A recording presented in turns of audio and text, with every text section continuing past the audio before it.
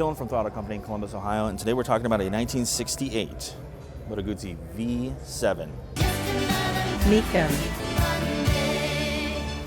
So, earlier in this auction, we bought a V7 Sport, and we sell modern Moto Guzzis, so they still make a V7.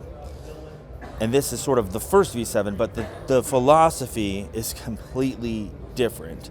I would say the modern V7 is really a modern version of the V7 Sport, and this is the predecessor to that. So when the V7 came out, this is Moto Guzzi's naming convention, by the way.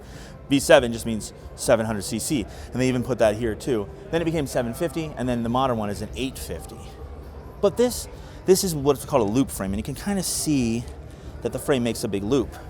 And you can see it back here. There's a big loop here. Everything's a loop compared to the one that we talked about earlier, which is a 73, and it's a Tonti frame, and they're more straight lines, more sporty. And but this is like a classy cruiser. I don't know if you'd call it a highway bike, because in 68, you know, what do they consider highways? It's sort of the same thing we consider.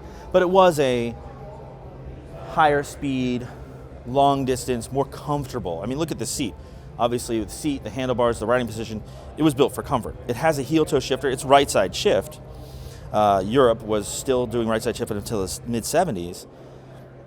You have a heel-toe shifter over here. That, to me, says comfort, not speed, not sportiness. Sort of maybe an individual rider might want that, but this means laid back and more of a cruiser, which this bike is. Obviously, you have these carburetors. It's funny, you have a carburetor on that side, carburetor on that side.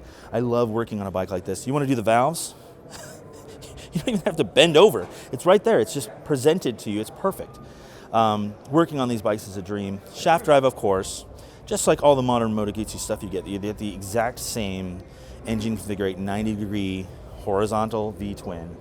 But, you know, this one, drum brakes and carburetors and kind of this car-style distributor. On the other side, you can see like a car-style electric starter. And it's a big beast. And this is early on, this is right here when I'm talking about the starter. Early on, Moto Guzzi decided, let's just do electric start correctly. We don't need a kickstart.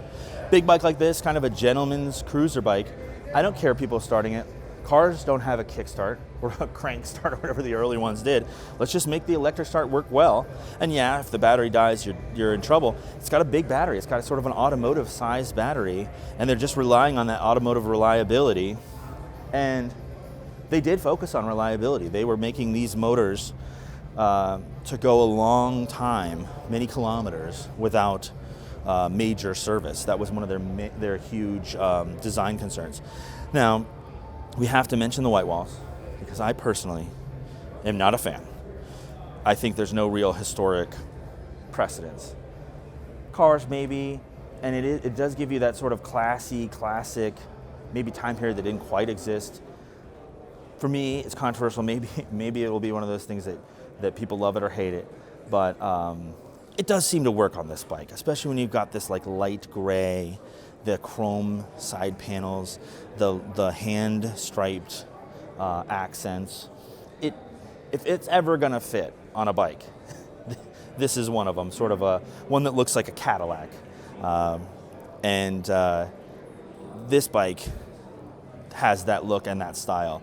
It definitely looks comfortable. It looks fun. It looks like at a gas station you'd be talking to a guy for 20 minutes about every little detail and how I knew a guy that had a Moto Guzzi, etc.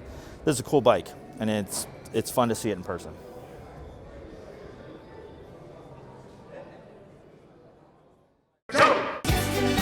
Mecum.